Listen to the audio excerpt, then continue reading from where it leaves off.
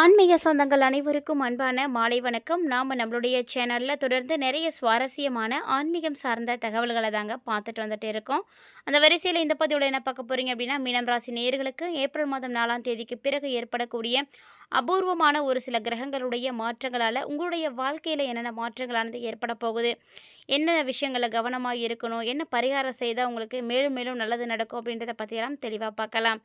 வீடியோக்குள்ளே போகிறதுக்கு முன்னாடி நீங்கள் இன்னும் நம்ம சேனலை சப்ஸ்கிரைப் பண்ணாமல் இருக்கீங்க அப்படின்னா மறக்காமல் சேனலை சப்ஸ்கிரைப் பண்ணிக்கோங்க. கூடவே பக்கத்தில் இருக்கிற பெல் சிம்பிளையும் கிளிக் பண்ணிக்கோங்க.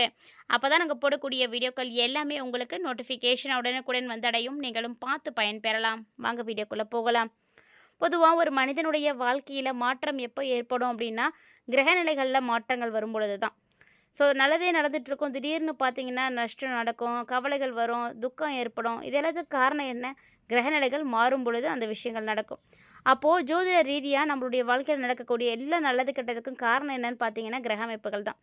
ஸோ அந்த கிரகநிலைகள் எப்படி இருக்குது அப்படின்றத முதல்ல நம்ம தெரிஞ்சுக்கலாம். அதுக்கப்புறமா அதன் அடிப்படையில் என்ன மாதிரியான பலன்களை மீனராசி நேர்களை நீங்கள் அடைய போகிறீங்க அப்படின்றதையும் பார்க்கலாம். ஆல்ரெடி மீனராசி நேர்கள் எல்லாருக்கும் தெரியும், உங்களுக்கு ஏழரை சனியானது ஆரம்பமாகி நடந்துட்டு இருக்கு. ஸோ இப்போ உங்களுக்கு 2ஆம் கட்டமான ஜென்ம சனியானது ஆரம்பமாகிருக்கு. ஸோ இந்த காலகட்டங்களில் நீங்கள் கொஞ்சம் கவனமாக தான் இருக்கணும். இருந்தாலுமே கூட கிரகநிலைகள் எப்படி இருக்கோ அதை பொறுத்து மாதம் பார்த்தீங்கன்னா பலன்கள் மாறிட்டே தான் இருக்கும். சனி பகவானை மட்டும் வச்சு எதையும் தீர்மானிக்கக்கூடாது. ஸோ அந்த வகையில் உங்களுக்கு என்ன கிரக அமைப்புகள் இருக்குது அப்படின்றத நம்ம பார்த்துடலாம். புரட்டாதி 4ஆம் பாதம், உத்திரட்டாதி, ரேவதி இந்த நட்சத்திரங்களை உடைய மீனராசி நேயர்களுக்கு கிரக நிலைகள் எப்படி இருக்குது அப்படின்னா, ராசியில் சூரியனும் சனி பகவானும் அமர்ந்திருக்காங்க. தன வாக்கு குடும்பஸ்தானத்தில் சுக்கிரனும், சுகஸ்தானத்தில் குரு பகவானும், ரணருணு ரோகஸ்தானத்தில் கேது பகவானும், கலஸ்திரஸ்தானத்தில் சந்திரனும், அயன சயன போகஸ்தானத்தில் புதன் பகவானும், செவ்வாய் பகவானும், ராகு பகவானும் வலம் வந்துட்டுருக்காங்க.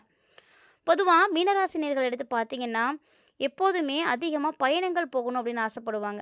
அடிக்கடி வெளியில் போகிறது, வண்டி எடுத்துகிட்டு ஏதாவது ஒரு இடங்களுக்கு போகிறது, வீட்டிலே இருக்கிறது அவங்களுக்கு கொஞ்சம் கூட பிடிக்கவே பிடிக்காதுங்க. ஸோ அப்படிப்பட்டவங்க தான் இந்த மீனராசிக்காரங்க. உங்களுக்கு பார்த்தீங்கன்னா இந்த ஏப்ரல் பிறந்ததுக்கப்புறமா ரொம்ப நல்லாவே இருக்கும். ஏன்னா நீங்கள் தொட்ட காரியங்கள் எல்லாமே வெற்றியில் தான் முடியும்.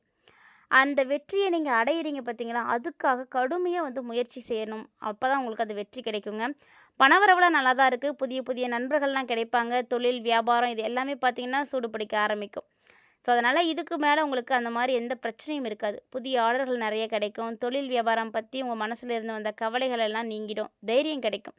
அதே உத்தியோகத்தில் இருக்கக்கூடியவங்களாக இருக்கீங்க அப்படின்னா, அலுவலகத்தில் கொடுத்த வேலையை உங்களால் சிறப்பாக செய்து முடிக்க முடியும். அலுவலக வேலையாக வெளியூர் போகிறதுக்கான வாய்ப்புகள்லாம் கூட இருக்குது. ஸோ வேலை விஷயமா அந்த டைமில் ரொம்ப அலைகிற மாதிரி தான் இருக்கும். ஆனால் எல்லாமே உங்களுக்கு நல்லபடியாக தான் நடக்கும். வேலை வேலை அப்படின்னு ஓடிட்டே தான் இருப்பீங்க. ஸோ வேலை நல்லா இருக்கும் பொழுது உங்களுக்கு பணத்துக்கு பிரச்சனை கண்டிப்பாக இருக்கவே இருக்காதுங்க. இந்த டைமில் குடும்பத்தில் இருக்கக்கூடியவங்களுடைய வாக்குவாதத்தில் மட்டும் ஈடுபடாதீங்க. யாராக இருந்தாலும் அனுசரித்து போங்க. அதாவது கணவராக இருந்தாலும் சரி, மாமனார் மாமியார் இருந்தாலும் சரி, அக்கா தங்கச்சியாக இருந்தாலும் சரி, அண்ணன் தம்பியாக இருந்தாலும் சரி, அப்பா அம்மாவாக இருந்தாலும் சரிங்க, எல்லாரையுமே நீங்கள் அனுசரித்து தான் போயாகணும். இந்த டைமில் நீங்கள் அனுசரித்து போகலை அப்படின்னா தான் பிரச்சனையாக போய் முடியும்.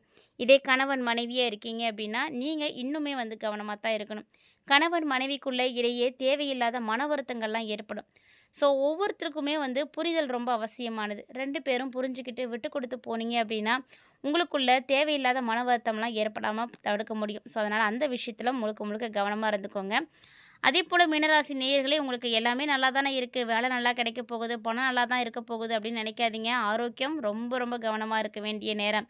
சனீஸ்வர பகவானுடைய ஆதிக்கம் இருக்கிறதுனால மருத்துவம் தொடர்பான செலவுகள்லாம் உங்களுக்கு ஏற்படும். அதுலேயும் குறிப்பாக நெருப்பு, ஆயுதம் இதெல்லாம் பயன்படுத்தக்கூடியவர்களாக இருக்கீங்க. அதெல்லாம் பயன்படுத்தும் பொழுதெல்லாம் நீங்கள் ரொம்ப ரொம்ப கவனமாக இருக்கணும். ஒரு சின்ன கத்தி எடுத்தீங்க அப்படின்னா கூட சாதாரணமாக எடுக்கக்கூடாது, கவனமாக இருக்கணும். இல்லைன்னா அதை கையை கிழிச்சு விட்டுடும்.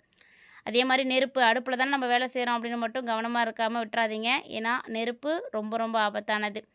ஸோ இந்த மாதிரி இதெல்லாம் கையாளும் பொழுது ரொம்ப ரொம்ப கேர்ஃபுல்லாக நீங்கள் இருக்கணும். அப்போ தான் உங்களுக்கு ரொம்ப நல்லது. அதே போல் பெண்களாக இருக்கீங்க அப்படின்னா உங்களுக்கு புத்தி கூர்மையானது அதிகமாகி உங்களுடைய செயல்கள், காரியங்கள் எல்லாமே உங்களுக்கு வெற்றிகளை கொடுக்கும்.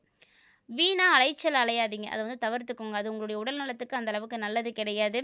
அடிக்கடி வெளியில் சுற்றுறதுனால எந்த விதமான லாபமும் உங்களுக்கு இல்லை. அதனால் கண்டிப்பாக ரெஸ்ட் எடுங்க. மேலும் மாணவர்களாக இருக்கீங்க அப்படின்னா சக மாணவர்களோடு நீங்கள் பழகுறீங்க, பேசுகிறீங்க அப்படின்னா கவனமாக இருந்துக்கோங்க. இந்த டைமில் கூடுதலாக நீங்கள் நேரம் ஒதுக்கி நீங்கள் படிக்கும் பொழுது, பாடங்களை படிக்கும் பொழுது நிச்சயமாக அது உங்களுக்கு நல்லதை தான் ஏற்படுத்தி கொடுக்கும். இதே கலைத்துறையில் இருக்கக்கூடியவர்களாக நீங்கள் இருக்கீங்க அப்படின்னா பண வரவு உங்களுக்கு ரொம்பவே நல்லாயிருக்கும். அதாவது ஏற்ற இறக்கமாக தான் இருக்கும். கலைத்துறைக்காரர்களுக்கு அப்படி தான் இருக்கும். ஆனால் அதை நினச்சினா கவலைப்படாதீங்க. ஸோ நீங்கள் என்ன முடிவு பண்ணியிருக்கீங்களோ அதை செயல்படுத்துறதுக்கு உங்களை நீங்கள் தயார் பண்ணிக்கோங்க.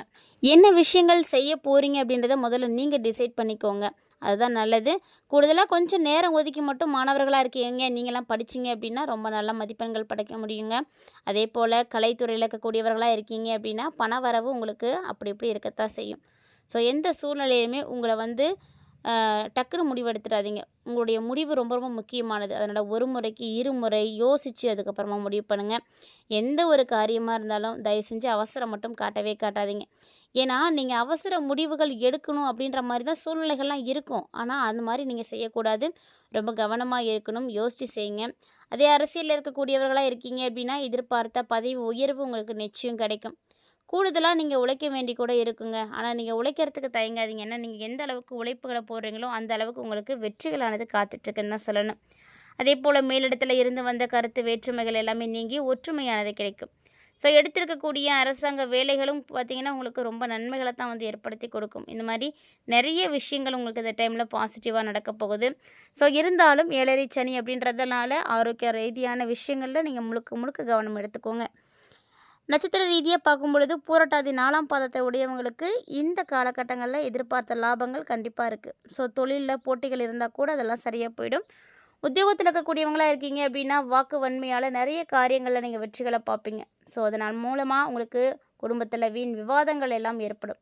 முடிஞ்ச அளவுக்கு குடும்பத்தில் நடக்கக்கூடிய சண்டை சச்சரவுகளை எல்லாத்தையுமே வந்து தவிர்க்க பாருங்கள். அதுவும் கணவன் மனைவியாக இருக்கிறீங்க அப்படின்னா கண்டிப்பாக கவனமாக இருக்கணும். ஏன்னா திடீர்னு கருத்து வேறுபாடுகள் ஏற்படும், திடீர்னு சண்டை வரும். ஸோ கொஞ்சம் பொறுமையாக இருங்க, விட்டு கொடுத்து போங்க. அடுத்ததாக நம்ம பார்க்கக்கூடிய நட்சத்திரம் உத்திரட்டாதி நட்சத்திரம்.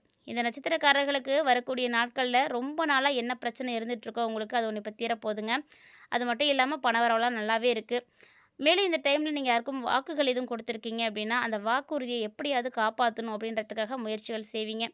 உத்தியோகத்தில் இருந்து வந்த மறைமுகமான எதிர்ப்புகள் எல்லாமே விலக ஆரம்பிக்கும். அதனால் தொழிலில் நல்ல விரிவாக்கம் இருக்கும். எப்படிலாம் நம்மளுடைய தொழிலை விரிவுபடுத்தலாம் அப்படின்ற சிந்தனைகள் எல்லாம் உங்களுக்கு வர ஆரம்பிக்கும். ஸோ இந்த மாதிரி நிறைய விஷயங்கள் இப்போ வந்து உங்களுக்கு நடக்க போகுது. அடுத்ததாக நம்ம பார்க்கக்கூடிய நட்சத்திரம் ரேவதி நட்சத்திரம். இந்த நட்சத்திரக்காரர்கள் பார்த்தீங்கன்னா நீண்ட நாட்கள் முடிக்க முடியாமல் தவிச்சிட்டு இருக்கக்கூடிய அந்த ஒரு காரியத்தை இப்போ வந்து செஞ்சு முடிக்க போகிறீங்க. அதாவது உங்களால் முடியும் அப்படின்னு சொல்லக்கூடிய எல்லா விஷயத்தையுமே செய்வீங்க. அரசாங்கம் மூலியமாக நடக்க வேண்டிய விஷயமா இருந்துச்சுன்னா அது கூட இப்போ வந்து நடந்துடுங்க. ஸோ திருப்தியாக நடக்கும். அதனால் ரொம்ப ரொம்ப நீங்கள் சந்தோஷமாக இருப்பீங்க. நிறைய சுப நிகழ்ச்சிகளானது நடக்கிறதுக்கான வாய்ப்புகள் இருக்குது. திருமண காரியங்கள்லாம் வந்து கைகூடி வரும். கணவன் மனைவிக்கிடையே மகிழ்ச்சி கிடைக்கும். ஸோ இப்படியே அடுத்தடுத்து நிறைய நல்ல விஷயங்களை தான் மீனராசியை உடைய ரேவதி நட்சத்திரக்காரர்கள் வந்து இந்த காலகட்டங்கள் அடைய போகிறீங்க. ஸோ கிரகநிலைகள் எப்படி இருந்தாலும் சரி, ராசியின் அடிப்படையில் பார்க்கும் பொழுதும் நட்சத்திர ரீதியாக பார்க்கும் பொழுதும் ஒரு சில பலன்கள் வித்தியாசப்பட தான் செய்யும். ஏன்னா எல்லாருக்கும் எல்லா விஷயங்களும் நடந்துறது கிடையாது. ஸோ அப்படி பார்க்கும் பொழுது சின்ன சின்ன விஷயங்களில் மட்டும் கவனம் எடுத்துக்கோங்க. மேலும் இந்த கிரகநிலைகளுடைய அமைப்பின்படி பார்க்கும் பொழுது ஏற்படக்கூடிய பிரச்சனைகள் தீர்றதுக்கு என்ன பரிகாரம் செய்யலாம், எந்த தெய்வத்தை நீங்கள் வழிபாடுகள் செய்யலாம் அப்படின்றதையும் கண்டிப்பாக தெரிஞ்சுக்கோங்க. ஏன்னா ஆன்மீக ரீதியாக ரொம்ப முக்கியமானது இந்த பரிகாரம் தான். ஏன்னா நம்மளால் முடியாத எல்லா விஷயத்தையுமே முடிச்சு காட்டக்கூடிய சக்தி இறைவன்கிட்ட மட்டும்தான் இருக்குது. ஸோ மேல் சக்திக்கிட்ட நம்ம எல்லாத்தையும் ஒப்படைக்கிறோம் இல்லையா? அப்போது அவங்களுக்காக நம்ம இறை பிரார்த்தனை வந்து செய்கிறது ரொம்ப அவசியமானது. நம்பிக்கையோடு செஞ்சீங்க அப்படின்னா தான் கண்டிப்பாக அந்த பரிகாரம் முழுமையான பலன்களை கொடுக்கும். நம்பிக்கை இல்லை அப்படின்னா கண்டிப்பாக அதை நம்ம செய்யவே கூடாது. அது ரொம்ப தவறான ஒரு விஷயம். எந்த ஒரு காரியமாக இருந்தாலுமே அப்படிதாங்க. அதுவும் ஆன்மீக ரீதியாக இருக்கக்கூடிய மிகப்பெரிய விஷயமே நம்பிக்கை மட்டும்தான். அதனால் கடவுள் மேலே பாரத்தை போட்டுட்டு இந்த எளிமையான பரிகாரத்தை நீங்கள் செஞ்சீங்க அப்படின்னா உங்களுடைய வாழ்க்கையில் எந்த விதமான பிரச்சனைகளும் ஏற்படாமல் வந்து இருக்கும். தட்சிணாமூர்த்தியை நீங்கள் வியாழக்கிழமையில் நெய் தீபம் போட்டு வணங்கிட்டு வந்தீங்க அப்படின்னா உங்களுடைய கடன் பிரச்சனைகள் எல்லாமே சரியாக போயிடுங்க. அது மட்டும் இல்லாமல் கல்வி பயிலக்கூடிய மாணவ மாணவிகள் எல்லாருமே கல்வியில் மிகப்பெரிய அளவில் வெற்றிகளை எல்லாம் பார்க்கலாம். ஸோ உங்களுடைய வெற்றிக்கு வழி கொடுக்கக்கூடிய இந்த எளிமையான பரிகாரத்தை மறக்காமல் வந்து செய்து பாருங்கள். இந்த வீடியோ பதிவில் நிறைய தகவல்களை மீனராசினியர்களாகிய நீங்கள் பார்த்து தெரிஞ்சுட்டு இருந்திருப்பீங்கன்னு நினைக்கிறேன். கண்டிப்பாக உங்களுக்கு தட்சிணாமூர்த்தியை பிடிக்கும் அப்படின்னா வீடியோ கீழே இருக்கக்கூடிய கமெண்ட் பாக்ஸில் தட்சிணாமூர்த்தியை போற்றி போற்றி அப்படின்ற மந்திரத்தை தவறாமல் வந்து கமெண்ட் பண்ணுங்கள். உங்களுக்கு கண்டிப்பாக இந்த பதிவும் பிடிச்சிருக்கும்னு நினைக்கிறேன். அப்படி ஒரு வேளை பிடிச்சிருந்ததுன்னா லைக் பண்ணி விடுங்க, ஷேர் பண்ணுங்கள். மறக்காமல் வீடியோ பற்றிய கருத்துக்களை எங்களோட வந்து பகிர்ந்துக்கோங்க. இது மாதிரி இந்த தகவல்கள் மட்டும் கிடையாதுங்க. இன்னும் நிறைய இன்ட்ரெஸ்டிங்கான தகவல்கள் நம்மளுடைய சேனல்ல நம்ம தினம்தோறுமே புதுசு புதுசா அப்டேட் பண்ணிட்டே தான் இருக்கோம். அந்த தகவல்களை எல்லாம் நீங்க உடனுக்குடன் பார்த்து தெரிஞ்சுக்கணும் அப்படின்னு ஆசைப்பட்டீங்கன்னா, அப்போ நீங்க மறக்காம நம்ம சேனலை சப்ஸ்கிரைப் பண்ணிக்கோங்க. தொடர்ந்து ஃபாலோ பண்ணுங்க. இந்த பதிவுல நீங்க பார்த்து தெரிஞ்சுட்டு இருக்கக்கூடிய தகவல்களை போல இன்னும் கூடுதலான தகவல்களோட மற்றும் ஒரு சுவாரஸ்யமான ஆன்மீக தலைப்பில் சந்திக்கலாம்.